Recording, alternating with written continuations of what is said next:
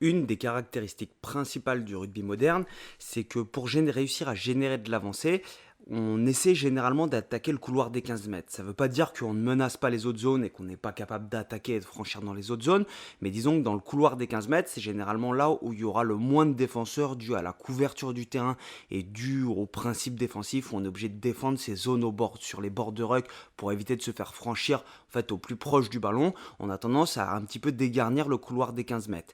Pour générer de l'avancée, on essaie du coup d'attaquer généralement ce couloir entre la ligne de touche et le couloir des 15 mètres. L'objectif sera sur la relance de jeu de se retrouver avec un avantage positionnel momentané. Cet avantage positionnel, si on veut pouvoir le préserver, il va falloir obligatoirement optimiser la libération de la balle puisque plus le ballon va mettre du temps à sortir, plus la défense va avoir le temps de se réorganiser sur la largeur du terrain. Le problème qu'on peut retrouver aussi dans ce couloir des 15 mètres, c'est qu'on a la possibilité, si on a un break qui est plutôt franc, de se couper de ses soutiens pour le porteur du ballon. Tout l'enjeu des attitudes au contact et du passage au sol quand on va rentrer dans ce couloir des 15 mètres va être d'optimiser la sortie de balle pour empêcher l'adversaire de contester et pour pouvoir améliorer sa qualité et sa vitesse de libération pour pouvoir utiliser cet avantage positionnel momentané ou la zone de break qu'on aura créée en ayant généré de l'avancée.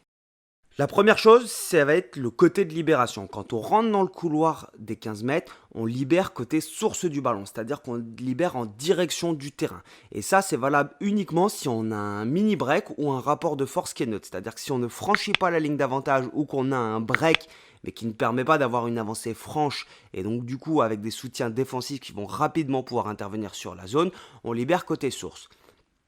On a le ballon qui se déplace dans le couloir des 15 mètres. Là, il est dans le couloir des 15 mètres. On va considérer qu'il arrive dans le couloir des 5 mètres. On a la défense qui monte. On a le porteur de balle, du coup, qui vient attaquer l'espace. Il se fait attraper par le 10. Le fait de libérer côté source du terrain, comme on le voit ici, avec j'ai mis un angle de 120 degrés, ça va permettre d'optimiser l'angle d'arrivée des soutiens offensifs. C'est-à-dire que les soutiens offensifs vont pouvoir arriver légèrement sur le côté. Ça, c'est la première chose.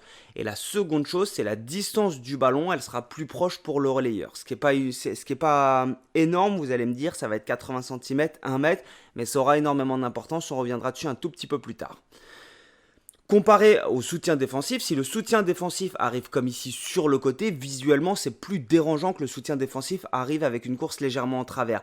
Si c'est le soutien offensif, étant donné qu'on priorise l'attaque, l'équipe qui possède le ballon et qui va enchaîner les temps de jeu, arriver avec un léger angle sur la zone de combat, c'est pas un souci, alors que arriver avec un léger angle pour un soutien défensif qui vient contester, c'est plus emmerdant. Et cette histoire d'angle des soutiens offensifs, c'est des choses qui arrivent sur toutes les équipes. Ici, on va le voir avec l'équipe d'Australie. L'Australie rentre dans les 15 mètres et là, on va s'attarder uniquement sur le rôle des soutiens offensifs.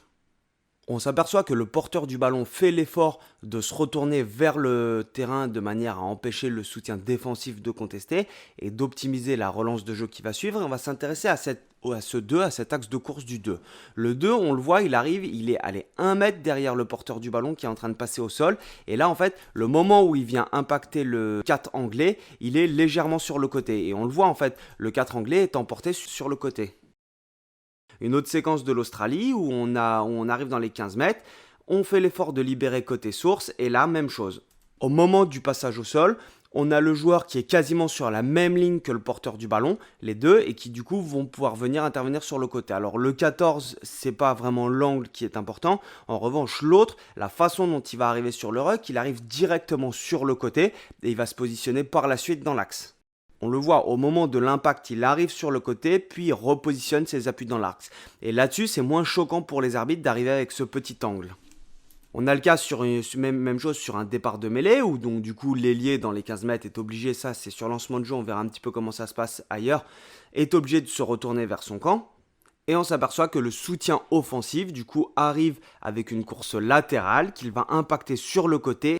Et ça, c'est des choses qui arrivent sur toutes les équipes de top 14. Et j'ai mis un petit peu de temps à le comprendre, mais du coup, c'est des choses qui sont organisées. Et là, même chose, on voit, ça arrive sur le côté et ça se remet dans l'axe par la suite. Et en fait, ça permet d'arriver légèrement sur le côté sans se faire sanctionner. C'est un petit peu plus flagrant avec cet exemple de Montpellier. Le porteur du ballon passe au sol dans les 15 mètres, fait l'effort de libérer côté source du ballon pour anticiper la relance de jeu suivante. Et là, on va voir qu'il y a tous les joueurs de Montpellier qui vont venir impacter sur le côté pour retirer la menace du soutien défensif. Et pour le coup, ils sont beaucoup moins discrets et de par leur action d'arriver sur le côté, ils vont se retrouver vraiment même orientés direction la ligne de touche. La seconde chose que ça va permettre de libérer côté source du ballon quand on rentre dans le couloir des 15 mètres, c'est d'anticiper la relance de jeu suivante. On sait que le 9 va inverser le sens de jeu quasiment à tous les coups, à moins qu'il décide de partir fermé, mais dans ce cas, ça sera vraiment des cas isolés. Et donc du coup, on optimise la vitesse de libération de manière à favoriser en fait cette transmission du 9 sur le premier attaquant suivant. On va voir dans cette séquence que le porteur du ballon, il tombe dans les 15 mètres et il ne peut pas libérer ou il ne fait pas l'effort de libérer côté source. Ce qui veut dire une chose, c'est qu'au moment de son passage au sol, il a les soutiens offensifs qui viennent assurer la conservation, il libère côté plaqueur, donc potentiellement il peut récupérer une pénalité, mais surtout il y a une chose, c'est qu'au lieu de libérer à cet endroit-là, il va libérer 80 cm plus loin. Ce qui veut dire que le 9 va devoir faire 80 cm de plus pour arriver au niveau de la zone de contact. Il va devoir gérer les pieds du porteur de balle qui vont se retrouver entre lui et le ballon à son arrivée. Et ensuite, les pieds du porteur de balle vont se retrouver encore entre le ballon et le premier attaquant sur le retour. Et donc, c'est pour ça que sur la vitesse de libération, on va perdre un petit peu de temps. Et ce petit temps qu'on va perdre, ça va permettre à la défense de s'organiser, de se structurer sur les bords de ruck.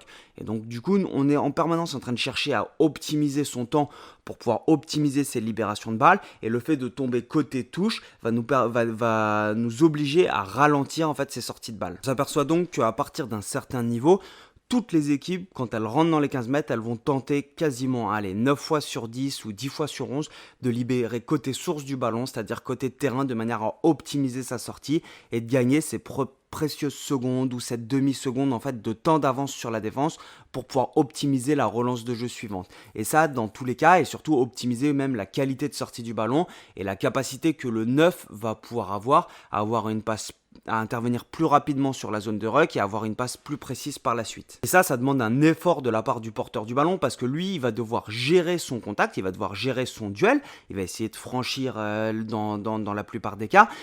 Et ça va lui demander de gérer son duel quand il va être au contact pour anticiper en fait cette sortie de balle qui va arriver par la suite. Son duel ne va pas s'arrêter au moment où il est en train de gagner son duel, il prend la ligne d'avantage, ou le moment où il doit optimiser sa sortie de balle va passer par sa capacité d'analyser de quel côté il va devoir libérer pour pouvoir optimiser la sortie de la relance de jeu suivante. Et sur un duel, quand il le déclenche comme on le voit là vers l'extérieur, en même temps ça va lui permettre de libérer côté plaqueur et potentiellement, si les soutiens offensifs sont proches, de gêner la sortie du plaqueur et de récupérer une pénalité. Ça, c'est dans le cas où on a un rapport de force et un affrontement qui se situe sur la ligne d'avantage ou avec un mini break, mais une défense qui n'est pas déstabilisée. En revanche, si on a un franchissement net dans le couloir des 15 mètres, on va se retrouver avec un porteur de balle qui va s'isoler par rapport à ses soutiens offensifs. Et dans ce cas, ce qu'il va falloir lui demander, ça va être de libérer en I en mettant le ballon le plus loin possible en fait des soutiens défensifs, de manière à gagner du temps pour ses soutiens offensifs et ses partenaires et éloigner le ballon de la défense. Ça, on va gagner même chose des petites demi-secondes qui vont permettre en fait à ses soutiens offensifs de venir intervenir. C'est des choses qu'on voit dans la plupart des cas. Alors après, s'il a la possibilité de libérer en I, si le plaqueur ne le lâche pas, c'est des choses qui sont faisables aussi. Mais vous vous apercevrez qu'en fait, on est en permanence en train de chercher à faire reculer la défense et optimiser sa sortie de balle. Et donc du coup, ça sera au choix du porteur du ballon en fonction de comment il va gérer son rapport de force et comment est-ce qu'il peut libérer pour soit libérer côté source ou soit libérer en I s'il y a un break qui est un petit peu plus franc. Mais comme je vous le rappellerai souvent, ça c'est des principes de libération, c'est des principes de jeu, ce que je vais appeler des vérités générales, mais on en revient au premier objectif du porteur de balle. Si jamais il doit passer au sol, il doit assurer premièrement la conservation du ballon. Et donc s'il doit libérer côté touche, il libère côté touche. Ça sera à son appréciation de l'analyse du rapport de force et de l'intervention des soutiens défensifs.